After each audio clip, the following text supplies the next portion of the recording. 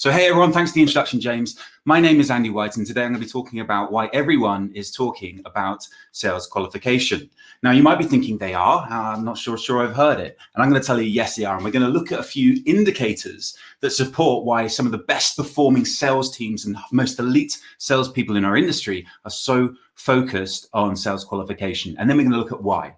So let's start with this guy. Many of you will know who this guy is. It's John McMahon. Thibaut already mentioned him in his talk, and then Ollie mentioned in his talk as well. For me, John McMahon is the greatest sales leader of our time. He was the CRO at PTC, who are famous for being not just the company where MEDDICC, the sales qualification framework, was invented, but also because they were just like gangbusters growth. They went from 0 to 10 billion in 10 years. They went 43 straight quarters without missing a single goal. 43 straight quarters of growth. From there, he went to Ariba and then to BladeLogic. And this is interesting. This is John McMahon's BladeLogic sales team now. Now, I'm sure you recognize many of the people on here. If you don't, you certainly recognize the companies and the roles that they fulfill. Unfortunately, it's not quite as diverse as I think we'd like to see it, but this is in the past. Moving to the future, I think we're definitely on the right direction with this. So all of these companies on here, by the way, incidentally, are MEDDICC companies as well, coming from that PTC to BladeLogic proliferation of MEDDICC that we saw. Back to John McMahon, you can kind of see by the logos here just what the kind of caliber of company that John worked with as a sales leader and as an advisor to boards. It's pretty incredible, I'm sure you agree. And gave in at last to all of the people asking him to write a book. Over the last 10 or so years, I know this from talking to him, that he was just everyone asked him to write a book. And so he wrote a book and it came out this year. I'm sure many of you have read it. If you haven't, I highly recommend reading it. But the book was called The Something Sales Leader. What did he call it? Did he call it the go-to-market sales leader? No. Closing sales leader? No. Recruiting, value-driven? No. Pipeline generating sales leader? No. What he called it was the qualified sales leader. John McMahon, greatest sales leader, has a ton of knowledge on all of the hot topics in sales. He chose to put his knowledge into qualification on the one book he'll probably ever write. And it's a brilliant book at that. That's one indication. My own book sold over 5,000 copies. Again, is on sales qualification framework of MEDDICC. I didn't even know that 5,000 people in sales read books. So that was pretty cool to see, and supports the numbers of how much people are thinking about qualification. If you go on LinkedIn and search for jobs that have MEDDICC as a keyword, you'll see 188 of them in the UK have MEDDICC as a requirements part of the job description. To put that into perspective, if you take what I think are 3 other great methodologies, Challenger, Millheimer, and Sandler, and total up all of the jobs mentioning those companies in the UK, it's not even close to how many mention MEDDICC alone. There's about 1,100 jobs in enterprise sales in the UK at the moment, and quick maths will tell you that that's about 1 in 6 mention MEDDICC, and it's companies like these that are recruiting for elite salespeople. So these are the companies that have MEDDICC on their job description. But it ain't about MEDDICC or MEDPIC. It's about qualification. Thank you, Sly. So yeah, it's not about MEDDICC or MEDPIC, it's about qualification. But what is qualification? Well, before we talk about what qualification is, we need to talk about what it is not. And it's not about us. Sorry, salespeople. It's not about us as salespeople. It's not about us as sales leaders. It's not even about our products or our companies. It is about our customers. Qualification is about our customers. It's about answering this question: is our solution a good fit for this customer?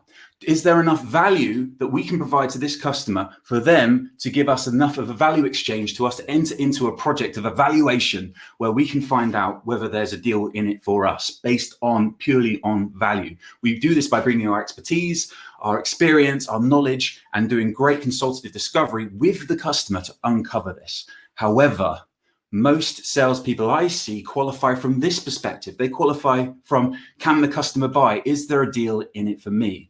And this sucks. That, you know what I'm talking about here. It's the people that qualify on the, have you got budget? Do you have authority? Do you need my solution? What is your timeline? As I say, this sucks. And this sucks for 3 reasons for the customer.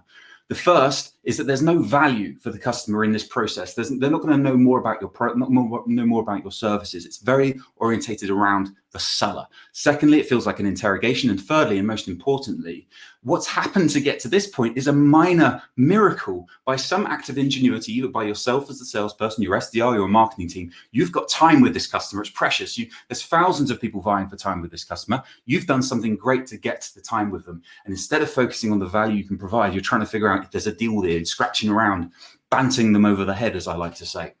So, and here's the biggest part of it is, of course, this is 10 minutes ago, they didn't even know what your solution did. So they don't know whether they need it. They certainly don't know whether they have budget for it. It's a very bad way of qualifying.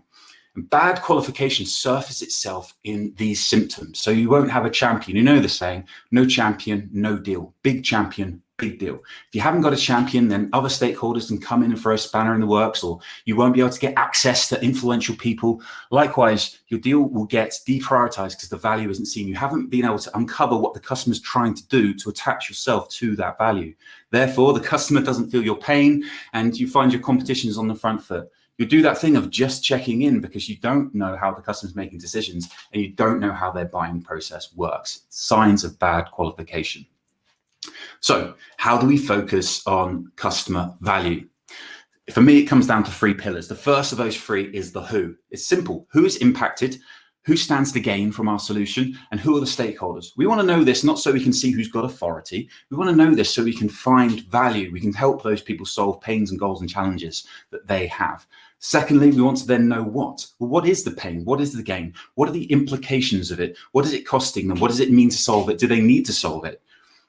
And finally, what are they basing the criteria on of their decision?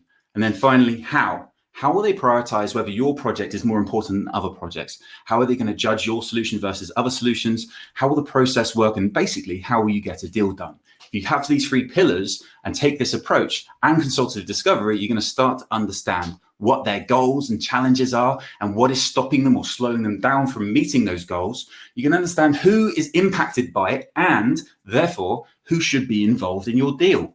You can understand what is the value that you're providing to the customer, whether it be revenue or costs. And then you're going to know how much it matters to them, how much of a priority it is for them. What does the customer need from you? Could be, do they need a business case? Do they need references? Do they need more demos? Do they need your tool to integrate into somebody else's? And then finally, you're just going to know how you're going to get a deal done.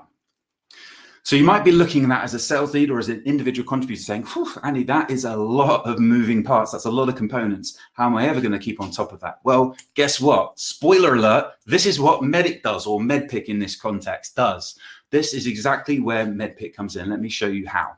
So first up, we've got the who. Really straightforward. We'll start with the champion. I'll say it again, no champion, no deal. Big champion, big deal. The champion is the person that's going to help you navigate the organization. They're going to be the person that's selling for you when you're not there. They're going to be giving you information to help you progress your deal. They're going to be the person that introduces you to the economic buyer who is the overall authority in your deal, the person that can veto your deal, right? They own the budget. Also, the champion is going to keep you on the front foot against the competition, who, by the way, is not just your rival solutions. Your competition is anyone who is competing for the same budget or resources that you are. So that can be something that's completely different. It could be a learning solution. It can be finance solution. It could be hiring or setting up in a new country. If it's going to take the same budget, it might be unforeseen. So you need to have a champion to stay on top of those things. The what? This comes down to good elite selling. I love this stuff. This is about identifying pain, indicating how much the pain is costing to the customer, and then quantifying that pain by the use of metrics that mean something to the customer. They can say, okay, I can see from working with you, I'm going to get these areas of value, these tangible metrics of value. Once you've done that, you therefore implicate the customer in the need for that, and then you can shift to building the decision criteria. This is the criteria in which the customer is going to base their decision upon. If you understand that, you can make sure you solve for it. And even better still, if you're super elite, you'll be able to influence the decision criteria towards your own solution, towards your own strengths. That's what elite sellers do. And then finally, the how. Well, this is really about the decision process, right? We've started this opportunity so often now as an idea that we sparked with the customer. So often we're outbounding now. So we started an idea, we've turned it into a concept. We've then turned that with the customer that they need to validate that concept. And then once that's done, they need to then authorize the deal. And there's all different stages. Every customer is different, and understanding those different steps of the process, super important before you can then move into the paper process itself. Cool, Andy. All right. Hopefully you're buying into this. But what if you go to this stage and you find out that your solution is not a good fit for the customer? Well, straightforward here. You qualify out. It's as simple as that. Easy, right? You could say, well, what about this? Could I do some more? Yeah, you could see if there's someone else there, or you can dig deeper, or you can broaden the scope or influence the criteria. But really, you should, if you feel like in your gut you should qualify out, you should do that. When you qualify out, one or two things will happen. The first is the customer will agree with you. They'll say, actually, you're right, Andy, this isn't a priority for us, or we're actually going to go in a different direction with this now. Or they'll say, the customer will talk you out of it. They'll say, no, Andy, actually, sorry if you came across like we weren't interested, or we weren't being as collaborative as we should, but we'll change that going forward because we are interested. Because of this, nobody regrets qualifying out. I've been saying this for years now. Not one person's ever been able to tell me a scenario where they've regretted qualifying out. It doesn't happen. But wait, Andy, wait, I thought like if we qualify out, then we'll lose all our pipeline.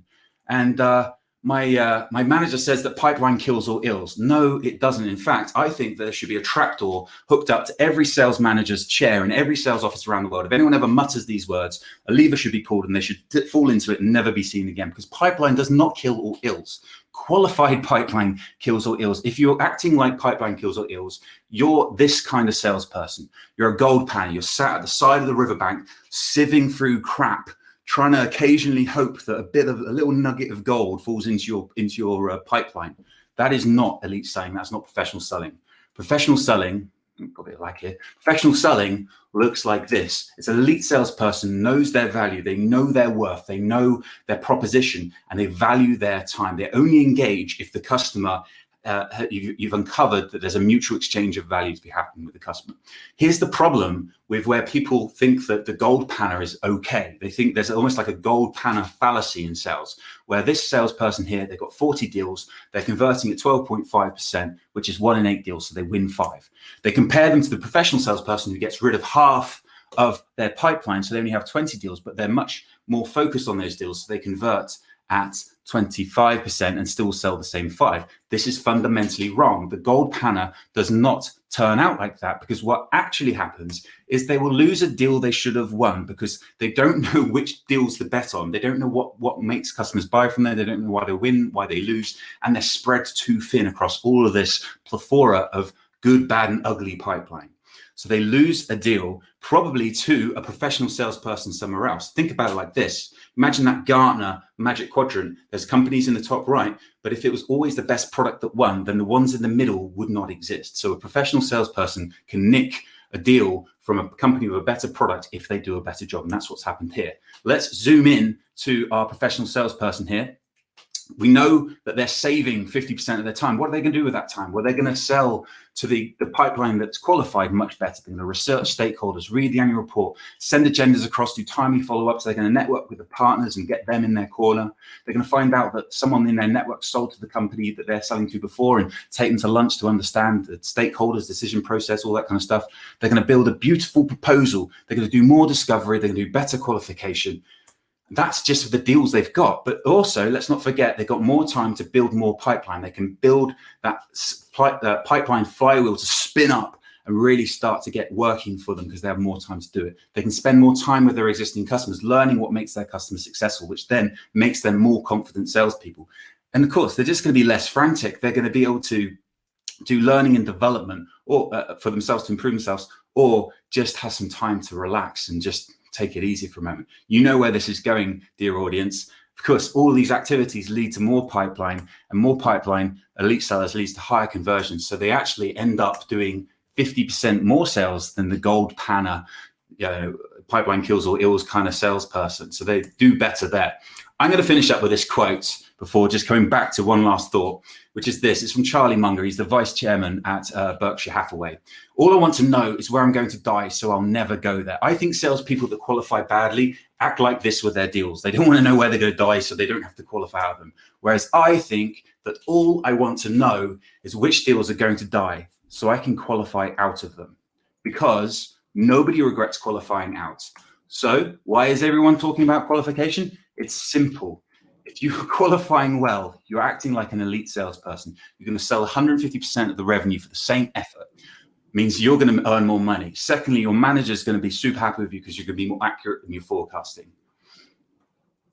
Thirdly, you're going to use your resources more efficiently, which means your sales engineer and supporting salespeople are going to love working with you because they know that you only bring them in to top quality opportunities. And finally, your customers are going to love you because you focus on value.